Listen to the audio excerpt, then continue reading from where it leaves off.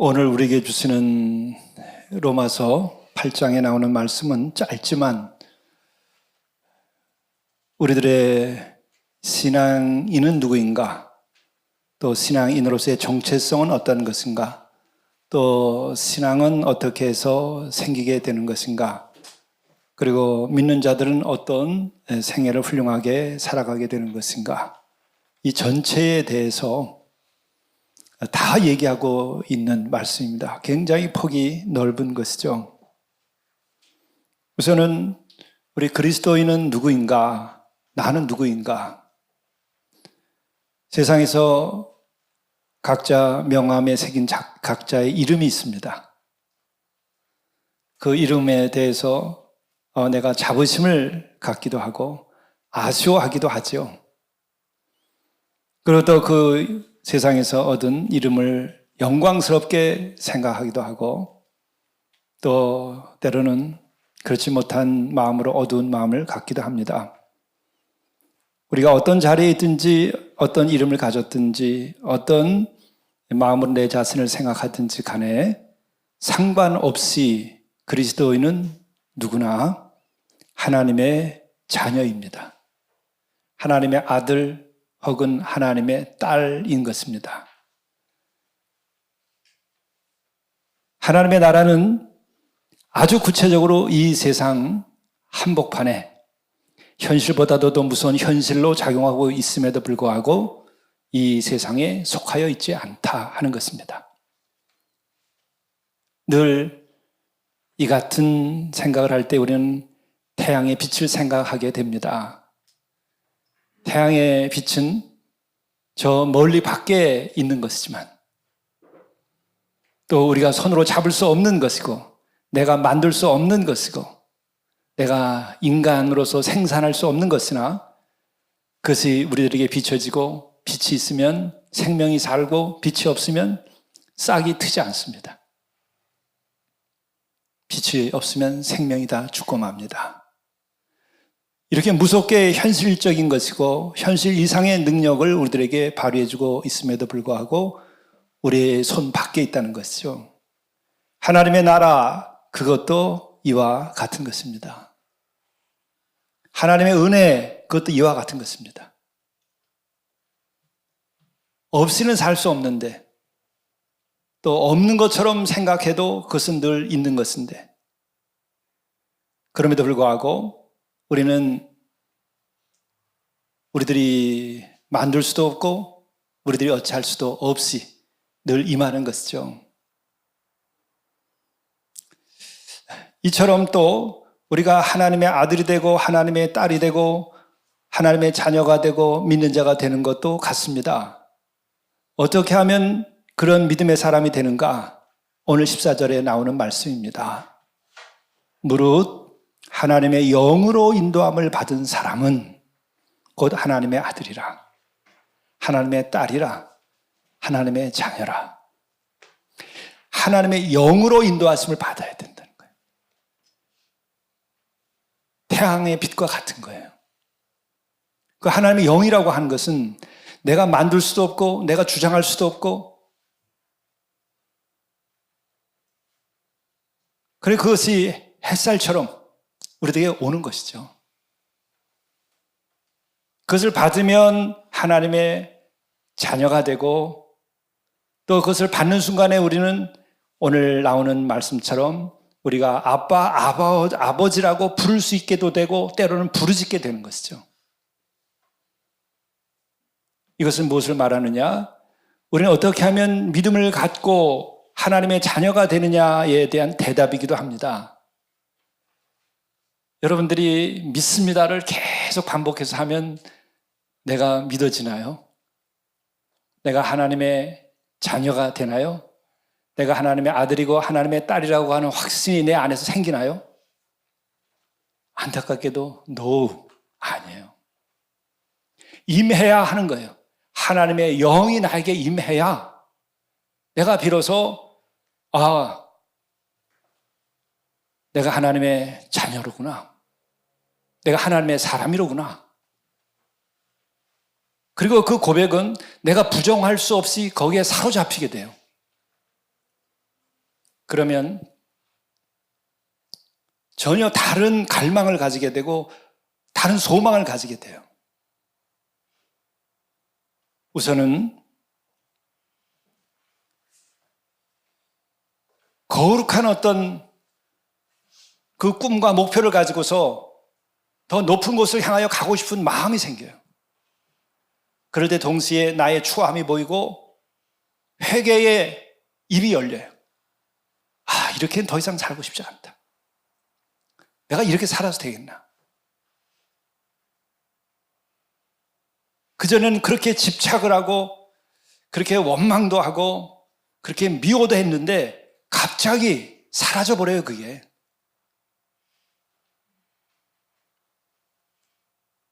왜? 하나님의 영이 임함으로 내 영이 그 빛을 받아서 새로워졌기 때문에 내 자신이 바뀌어져 있는 거예요. 그래서 이걸 은혜라고 그러는 거예요. 우리가 도덕적인 노력, 또 사회적인 책임감, 그거 우리가 굉장히 가치 있는 걸로 생각해요. 이루어져야 돼요. 그런데 그거 자체만을 위해서 우리가 노력할 때는 다 경험하잖아요. 지쳐요. 지치면 실망하게도 되고 좌절도 하게 되고 때로는 분노도 하게 돼요. 불의한 것들에 대해서, 무책임한 사회적인 일들에 대해서, 인간들의 죄를 바라다 보면서 또 의롭게 행동하더라도, 양심적으로 행동하더라도 그렇지 못한 사람들의 공격을 받고 비난을 심지어 받기까지 해요. 그럴 때 우리는 좌절하고 분노도 하게 되는 거예요. 그러나 놀랍게도 나의 도덕적인, 윤리적인, 사회적인 책임감을 가지고서 그것으로 추구하는 것이 아니라 하나님의 영이 나에게 임해서 그 영에 따라서 내가 일을 하게 되면 그 덫에 안 걸려요. 혹 내가 피곤하고 지치고 엎어졌어도 또 양심적인 어떤 삶을 살고 도덕적 책임을 다하고 사회적인 책임을 다하면서 내가 지쳤어도 다시 솟행케 돼요. 원망과 좌절까지 안 가요. 분노하고 내팽겨치게 되지 않아요. 그건 저 자신도 그렇게 겪어본 거예요. 내가 나의 의식을 기초로 하고 나의 사회적 판단을 기초로 하고 나의 양심과 나의 어떤 도덕적 기준을 근거로 해서 하게 될 때에는 꼭 율법의 한계에 부딪힌 바울의 심정이 어떤 건지 알게 돼요. 좌절할 뿐만 아니라 그럴 때에는 실망할 뿐만 아니라 분노하고 심판하게 돼요. 이 사람들 이렇게 비양심적일 수 있는가? 이렇게 가지고 있으면서도 무책임할 수 있는가? 그렇게 많이 가졌으면서도 이기적일 수 있는가? 그런 비판과 분노를 가지고 그런 문제가 해결될까? 해결 안 돼요. 또 다른 싸움을 일으켜요. 또 다른 갈등을 불러일으켜요. 또 다른 벽을 쌓아요. 해결이 안 돼요. 그런 율법의 한계 그대로예요. 그러나 복음은 그리스도의 사랑으로 이루어지는데 그 사랑은 우리들의 육신의 사랑, 우리들의 마음속에 심리적으로 내가 누군가를 사랑하고 내 손자, 손녀, 내 아들을 사랑하고 내 애인을 사랑하던 그 사랑으로 될까? 그 사랑이 있으면 없을 때보다 나아요. 그러나 2사람, 3사람 넘어가서 사랑 못해요. 그는 육신의 한계입니다. 심리적인 기제에 지나지 않아요. 참 사랑은 우주의 근원 만물을 지으신 하나님께로부터 오는 거예요. 하나님의 사랑이시라. 제가 우주의 근원이라고 표현을 했는데 이 우주 만물을 지으신 그분의 마음과 섭리 속에서 오는 거예요.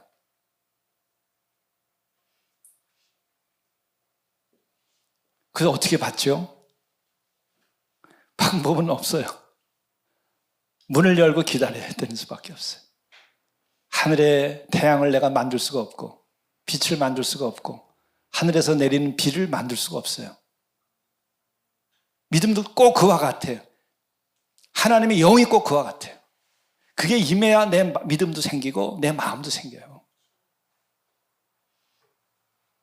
그래서 지으신 이의 그 주권을 우리가 인정할 수밖에 없어요. 또한 나는 피조물이라고 하는 것과 내가 또 그 은혜를 구해야 되는 존재인 것을 깨닫게 돼요. 그래야 믿음이 들어오게 되고, 그래야 또한 내가 하나님의 아들이요 딸이요 자녀라고 하는 생각에 이르게 되고, 또 그 하나님의 영이 나에게 임하게 되면 나에게는 이전에 갖지 못한 그 마음의 평강과 그 미래에 대한 충만한 그 소망과 기대감이 싹 돼. 그리고 그 밑에 깔려있는 건 뭐냐? 사랑이라는 거예요. 하나님은 사랑이시라. 그분께로부터 오는 근원적인 사랑이 나에게 임하는 것이죠. 저는 노승 형제를 저에게 붙여주신 것에 대해서 많은 고통과 어려움을 지금 겪어왔지만은 매 어떤 순간마다 도달하게 되는 것은 감사하다는 거예요. 왜? 나 자신의 그 한계의 근원을 보게 하는 거예요. 사랑의 한계를 보게 하시는 거예요. 도덕적 책임과 사회적인 책임에서 행동하는 내 자신의 한계를 보게 하시는 거예요. 그리고 동시에 그 위에 계신 하나님의 은혜와 하나님의 능력과 영의 임재하심을 때때로 겪기 때문에 바울이 이래서 율법의 한계를 경험하고 결국 율법을 통해서는 사망밖에 없구나. 남을 심판하고 또 자기의 그 거룩함과 도덕 그 경건함을 계속 드러내고 그걸 주장하는 거죠, 율법은. 그러나 그걸 주장하는 것만큼 자기의 한계를 겪고 있다는 걸 말하는 거예요. 그래서 율법은 사망의 길이고 예수 그리스도의 십자가의 사랑, 하나님의 영이 주시는, 지금 이것은 바울의 고백이에요. 하나님의 영으로 인도하심 받은 우리는 내가 하나님의 자녀가 되었다는 것을 경험하는 거예요. 율법적 노력의 결과로서는 하나님의 아들이고 하나님의 자녀고 내가 하나님에 속했다고 하는 것에 대해서 늘 부족한데, 아닌데 자책을 계속 해왔던 거예요. 은혜가 아니라 행함으로 해보니까. 여러분들이 그래서 그 다음 단계 은혜로 넘어와야 돼요. 근데 그 방법을 오늘 바울은 은혜라는 표현을 하지 않고 하나님의 영으로 인도하심 받은 부분을 얘기하는 거예요. 하나님의 영이 임해야 된다. 그렇다면 하나님의 영으로 인도하심 받지 않은 것은 어떤 것이냐? 15절의 말씀입니다.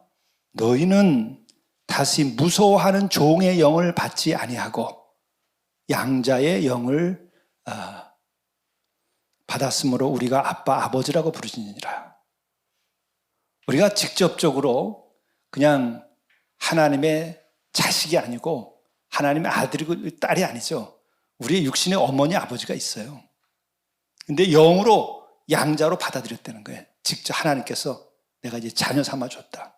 너희들이 피조물이고 너희들이 육신을 가지고 있고 너희들의 육신의 아버지가 있는데 이제 너희가 영으로 새로워지고 나의 영을 받으면 이제는 너희들은 나의 자녀다.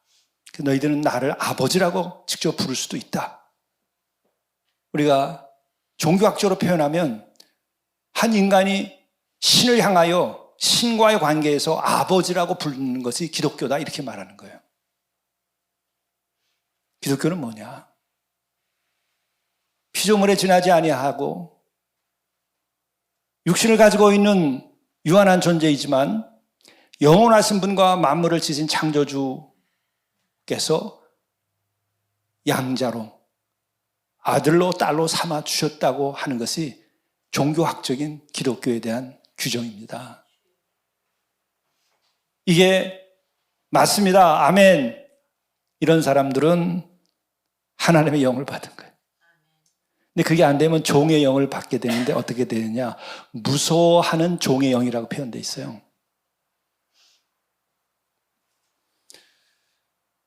이거는 우리들의 개인의 영혼 밑바닥에 혹은 나의 존재의 그 밑바닥에 하나님의 영을 받지 않으면 다 두려움을 가지고 있어요.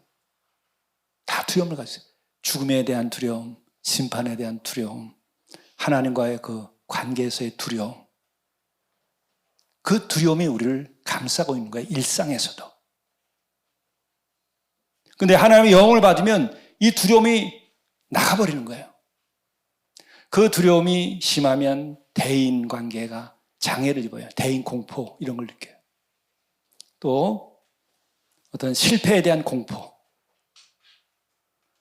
또 미래에 대한 공포, 병들 것에 대한 공포, 두려움이 계속 우리를 둘러쳐요. 이것을 우리는 이제 어떻게 해결하냐? 가장 일반적인 것은 미래에 대한 공포나 이런 것들은 보험으로 해결해요. 소셜 시큐리티로 이걸 해결하는 거예요. 일단 많은 부분을 덜어낼 수 있어요. 그러나 근원의 그 두려움의 뿌리는 안 빠져요. 또 우리 의료보험, 그리고 의사들, 그분들의 치료를 우리가 의지해요. 그러나 진짜 명의들이 뭐라고 얘기하나? 제가 지난번에 심 선생님을 삼성병원에서 만났어요. 뜻밖의 얘기를 하더라고요. 새벽에 심장에 어택이 왔대. 세계적인 심장 흉부외과 의사고, 근데 아무 얘기를 집에서도 안 하고 출근해가지고 병원에 와서 자기 제자인 의사에게 이렇게 조치해라. 야, 정말 아주 장수 같은 느낌이 들더라고요. 자기가 아는 거예요. 오늘 새벽에 이렇게 왔는데 오늘 이것으로 죽지 않는다. 그러나 이것은 앞으로 어떻게 될 것이냐. 그래서 아내에게도 얘기 안 하고 병원에 와서 여기 동맥인가요? 여기를 뚫고 해서 조치하도록 그렇게 하고, 자기가 환자가 돼가지고 그 상황을 쭉 경험한 걸 저한테 얘기하더라고요. 근데 그 얘기를 담담하게 해요. 그래서 걱정을 하고, 특히 아내가 큰 걱정을 한다고 그 얘기를 하더라고요. 그래서 나도 걱정이 된다 그랬더니 그게 제일 축복이 심장으로 세상을 떠나는 게 제일 축복입니다. 고통이 없다는 거예요. 그날로 끝나니까. 아주 그걸 다 받아들이고 그냥 그렇게 생각하더라고요. 그러면서 뭐라고 얘기하시냐면은 다음 세계가 열릴 것을 기대하는데요. 여러분, 뇌출혈로 누워있으면 어떻게 됩니까? 어떤 분은 10년, 20년 계신 분들도 있어요. 얼마나 고통스러워 본인이 자기의 존엄 마음을 다 잃어버려요. 또 식구들은 얼마나 고생을 해요. 돌보는 분들이 막 우울증에 걸리기도 하고 경제적으로 파산하기도 하고 그렇습니다. 근데 심장으로 딱 끝나니까 제일 복된 죽음이라고 얘기를 하는 거예요. 그리고 다음에 어떤 것이 새로운 세계가 열릴까 자기는 기대한다는 거예요.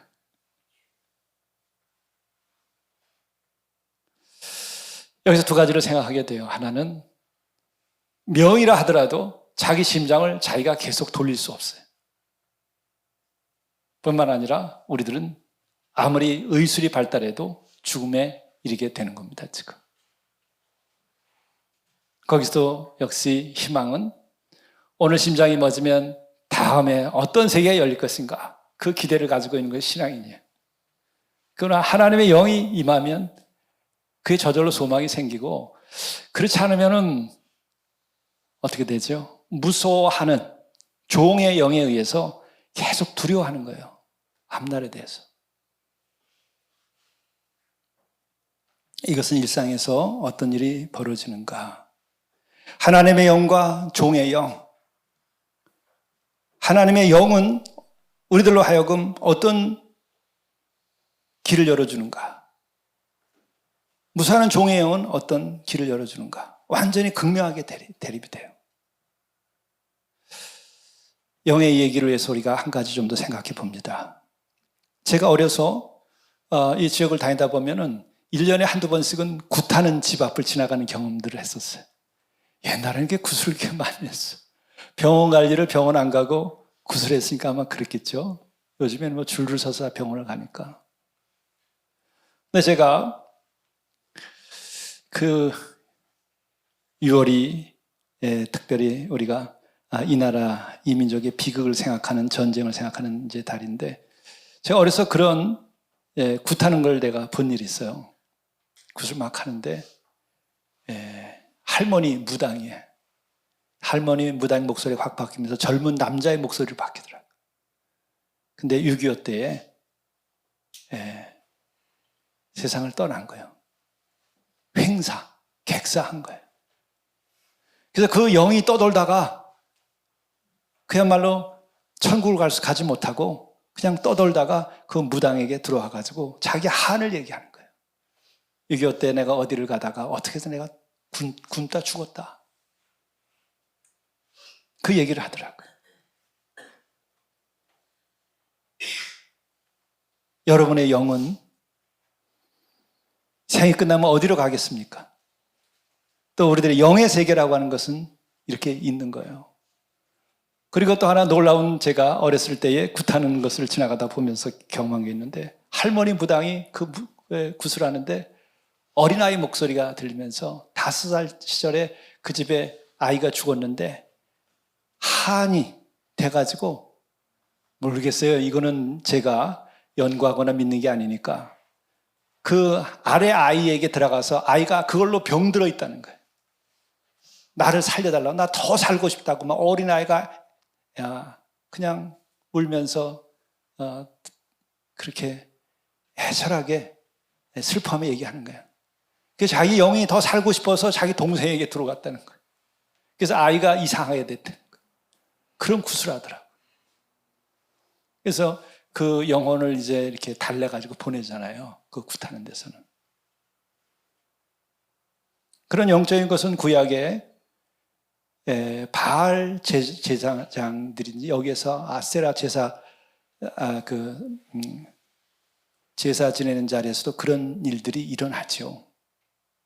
그러나 만물을 신 하나님, 그는 진정으로 참된 영이시고 또한 우리도 하나의 영을 가지고 있어서 하나님의 형상이라고 불림받는 거예요. 그래서 우리들은 그분의 영이 들어와야 되는 거예요. 영을 받아야 돼요. 그 영을 받아야 되는데, 지금 제가 통계를 한번 봤어요. 그랬더니 몇 년 전 통계가 우리나라에 구슬하는 그 무속인이 얼마쯤 됐을 것 같아? 40만 명이래요. 국가에서 인구조사 하면서 통계를 그렇게 냈어요. 국가가 발표한 거예요. 40만 명. 어떻게 이걸 우리가 극복해야 되겠습니까? 그만큼 인간의 삶이라고 하는 것은 그 영적으로 고통 가운데 있는 거예요. 죽어도 고통 가운데 있는 거예요. 죽어도 영원한 나라에 못 가는, 헤매는 거예요. 근데 성경은 그래서 분명하게 얘기하는 거예요. 하나님의 영을 받아야 된다. 하나님의 영을 받지 못하면 두려움이 들어와서 무서워하는 종의 영을 깃들게 되는데, 왜 그러냐? 성경 보게 되면 영을 내쫓으니까는 7 귀신이 들어온다 그러잖아요. 성령이 임하지 못하고 그러면 다른 영이 들어오는 거예요. 첫째로, 이렇게 무서워하는 영을 가지게 되면 부정적인 인생이 돼요. 앞날에 대해서 믿어지지 않아요. 계속 불안합니다. 그리고 그 불안한 사람들은 늘 불평불만에 아주 징징거리고 살아. 자기도 얼마나 힘들겠어요. 근데 다른 방법이 없어요. 불안하니까, 만족할 수 없으니까, 두려우니까. 그리고 두려움은 어떻게 되죠? 비난을 해요. 남을 공격을 하기도 합니다. 우리들이 알잖아요. 하루 강아지들은 계속 짖어대요. 밤에도 짖어대. 두려워서. 그러나 범은 산중에서 지저대지 않아. 가만히 있지. 두려움이 없으니까. 자기가 그 산속의 제왕이니까 두려워하지 않아요. 하루 강아지들은 계속 지저대요. 두려워서. 마찬가지로 말이 많든지 불평불만이 많든지 남을 비난하고 공격하고 또 짜증을 계속 부리는 경우에 밑에 깔려있는 것은 미래에 대한 두려움이든지 병에 대한 두려움이든지 어떤 이별과 버림받을 것에 대한 두려움이 되든지 이런 것이 밑에 깔려 있어요. 근데 그것을 내가 상담받고 지적을 받으면 해결될까 안 될까요? 해결돼요. 근데 하루 이틀밖에 안 가. 왜? 내 영이 그대로 있기 때문에 그래요. 하나님의 영이 나 자신을 사로잡아줘야 돼요. 그리고 또 그런 두려움을 가진 이들은 안타깝게도요, 굉장히 비굴한 태도를 많이 취해요. 꼬리를 많이 치는 거예요. 두려워서. 의젓하고 당당하고 담담하고 여유 있고 이게 안 돼요. 계속 눈치를 보고 또 뭔가 남의 비율을 맞춰가지고 뭔가를 좀 얻으려고 하고 그렇게 하는 거예요. 버림받지 않으려고 또 행하게 되고 아주 안타까운 일이 벌어지는 거예요. 우리들이 제가 가끔 쓰는 비유입니다마는 참새와 두루미. 참새는 계속 짹짹거리고 방앗간 옆에서 늘 서성거립니다. 그리고 바닥에 떨어져 있는 나달 하나 먹고 좌우 두리번 그렇죠? 두세 번을 두리번거려요. 내가 먹힐까 봐 누구에게 두려워하고 눈치 보는 거예요. 그러나 두루미는 그저 그냥 냇가에 발 담그고 그냥 그 자리에 있으면은 하루가 다 가도 저녁 놀이들 때 그대로 거기 있어요. 가만히. 왜 그럴까? 그 안에 평안함이 있으니까. 뭔가를 두려워할 필요가 없으니까. 우리들의 영도 마찬가지예요. 하나님의 영이 임하고 곧 하나님의 마음이 임하는 것이요. 하나님의 그 품성이 임하는 것이요. 하나님의 생각이 임하는 것이요. 이런 것이 임하게 되면 여유가 찾아오는 거예요. 비굴해질 필요 없어요. 의로울 때는 의로우면 되고 여유 있게 당당하게 담담하게 책임질 것은 지고 그리고 앞으로 나가면 된다. 그리고 또 하나는 이 하나님의 영이 아니라 무서워하는 종의 영을 받게 되면 참고 인내하지 못해요. 견딜 수가 없어요. 견딜 수 없으면 어떻게 되죠? 자기가 자기의 삶의 자리를 폭파시켜버려요. 자기가 나아갈 앞에 다리를 끊어버려요. 인내하지 못합니다. 그래서 스스로 불행을 자초하게 되는 거죠. 그리고 쉽게 원한을 맺고 원수를 맺고 쉽게 남들을 공격해요.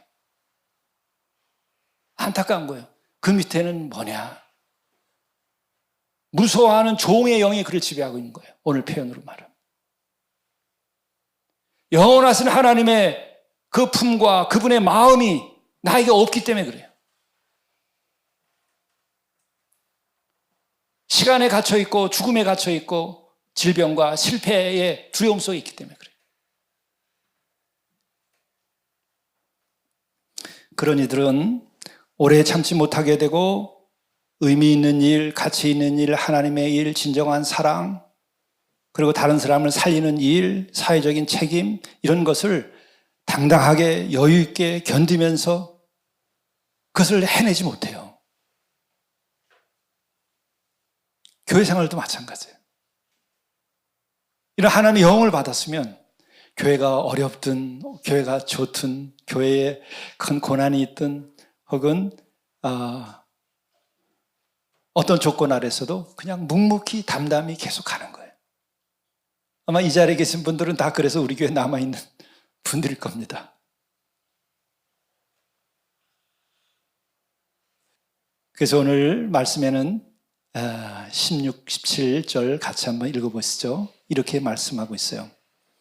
16절, 성령이 친히 우리의 영과 더불어 우리가 하나님의 자녀인 것을 증언하시나니 자녀임은 또한 상속자 곧 하나님의 상속자요 그리스도와 함께한 상속자니 우리가 그와 함께 영광을 받기 위하여 고난도 함께 받아야 할 것이니라.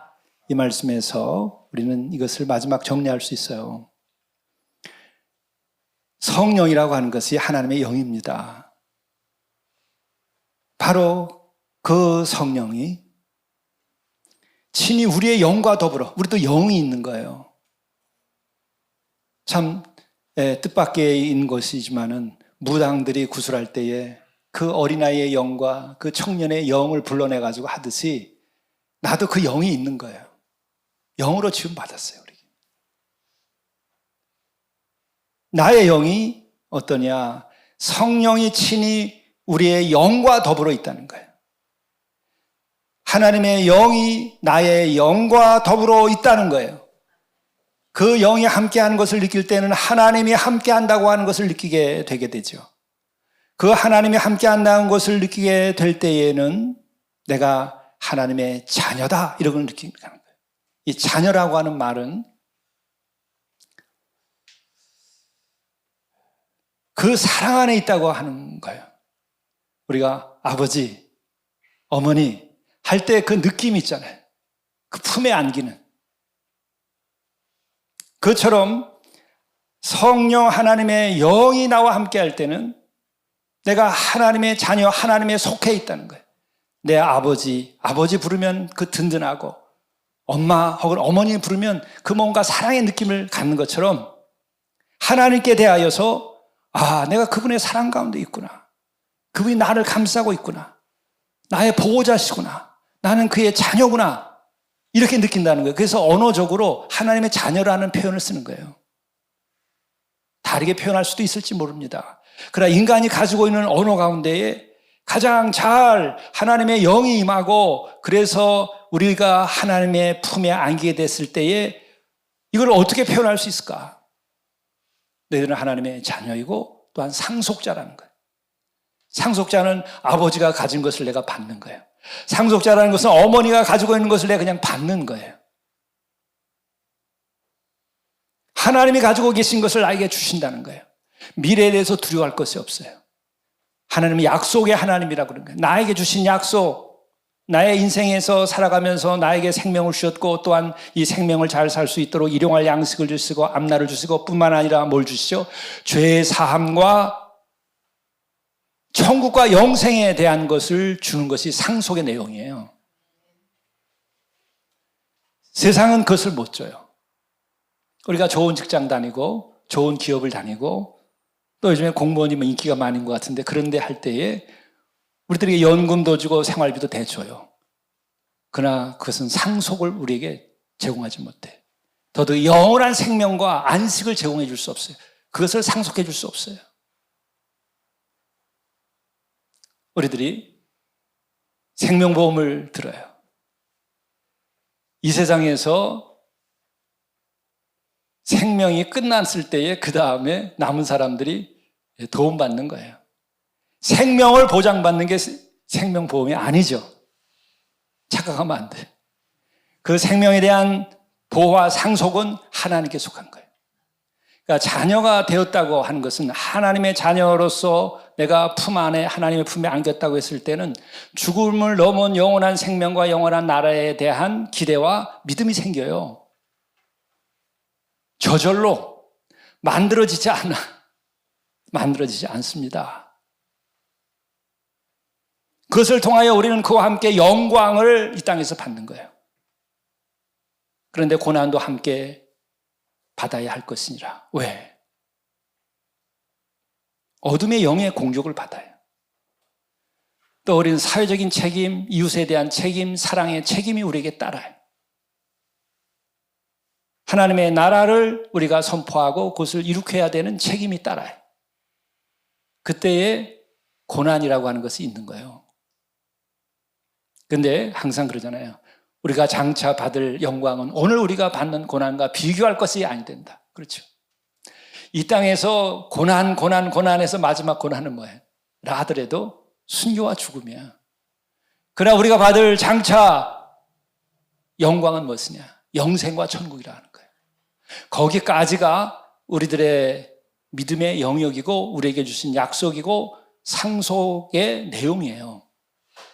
이것은 믿어지면 여러분은 하나님의 영이, 성령이 여러분들을 감싸서 여러분이 하나님의 자녀라고 하는 것을 충분히 누리고 사는 상태에 있는 것이고, 만일에 이것이 여러분들이 받아들이기 하지 않다 그러면 여러분이 마음을 열고 기다리세요.